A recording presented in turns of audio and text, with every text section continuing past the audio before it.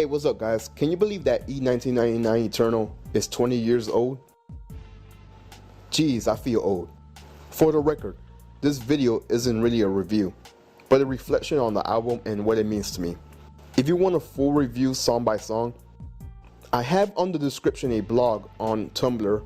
I posted on each song and what I thought about the backstory of the album. Anyways, guess I should start on how I got into Bone. I believe I heard about Bone around 94 or 95, but wasn't heavily into their music yet at the time. I believe the first song I heard from the group was East 99 or Thuggish Ruggish Bone. I really don't remember. At that time I didn't have cable, so I wasn't watching music videos, and certain radio stations don't play all kinds of hip hop. So my resources in music was limited. Anyways, it was in the spring of 1996 when the single of Crossroads came out and blew the charts for that whole summer. At the time I was a kid and had no job, so I had to beg my mom to buy the album for me. Little did I know that Walmart sells clean versions, so you can imagine what version I got. Compared to the dirty version, I noticed some difference, like an extension of instrumentals and the Eternal song. The lyrics are different on East 99 and First of the Month, and some songs are missing, like More Murder and Shots to the Double Glock. In the same year of 1996, I had friends that would let me borrow their tapes and CDs to get a better knowledge of Bone's music. After hearing Eternal, I wanted to hear more, and I got my fix with Creeping on the Come Up and Faces of Death. One of my friends had the actual CD, and till this day, he never asked for it back. I also was exposed to some featuring songs, which was Everyday Thing from the show soundtrack and so on. I was hooked on Everyday Thing. That song was awesome. I wish Unique would release an instrumental version to that song. In 97, I had friends who told me about songs like Shoot 'Em Up, The Points, and more. So at that time, I was a year behind on some of the songs. Anyways, I'm going off topic. Back to East 99 Eternal. This album was just timeless. I think the reason this album was mad dope was many reasons. One main reason is because Bone's style felt like a breath of fresh air in the hip hop world. And I don't mean the fast rap, but the way it was put in bars.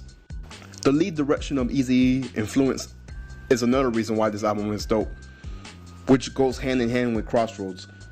Also at the time, the mid-90s was so heavy in the gangster rap gimmick that being different was fine for Bone, which works well with the harmonizing style, but keeping it street. This album truly is a piece of art. Speaking of art, let's talk about the art direction in this album. Here we have the four main members in what we expect to be the land of the heartless. I like the skulls on the ground and the red sky, and the Easter egg of having Eazy-E watching down on the window. Then we got a map, and then what the heck?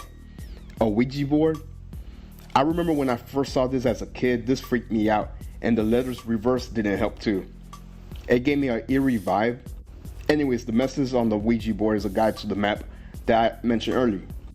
Then we got this memento dedication to Eazy-E, and the Bone Thugs skull morph pics I found very cool, even to this day.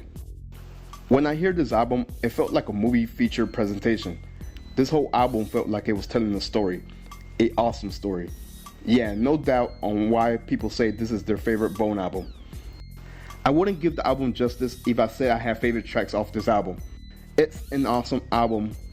I could listen to this from start to finish. This album also changed the way Bone got promoted in the radio as far as Miami is concerned. Let me explain. At the time, we had two radio stations that plays rap music. One was Power 96 and the other was 99 Jams.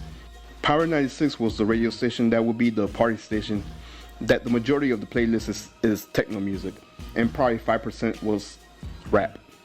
99 Jams was either playing R&B music or rap. That's it.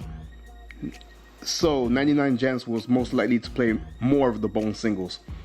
Except for the Love of Money. I didn't hear it much on 99 Jams.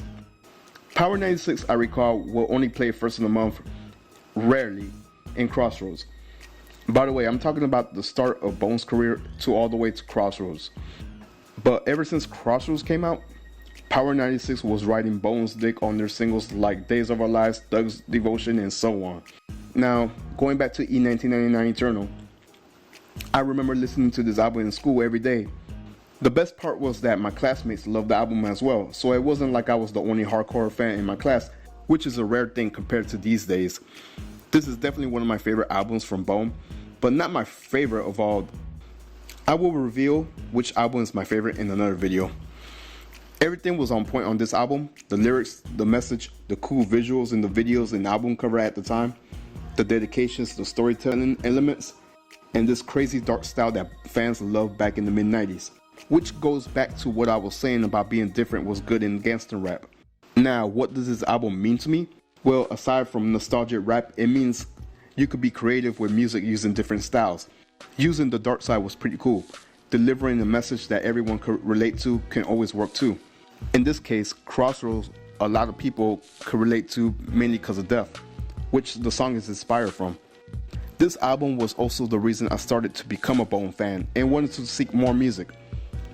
A huge props goes out to Crazy, Lazy, Busy, Wish, Flesh, DJ Unique, Tony C, and whoever was involved in making this dope ass album. If you guys have some stories to share about your first time getting into this album, feel free to share them on the comments. If you're interested in what my favorite tracks off of this album is, feel free to check out my blog. It's a long read, but I think it's a good read. There's also pictures too. Also, I have my review on Bones East 1999 Eternal show they did this year in Miami. If you're interested in checking it out, I also have a playlist of their performances as well. Anyways, that's all I have for this video. If you guys like what you saw, make sure to comment, rate, and subscribe. Peace.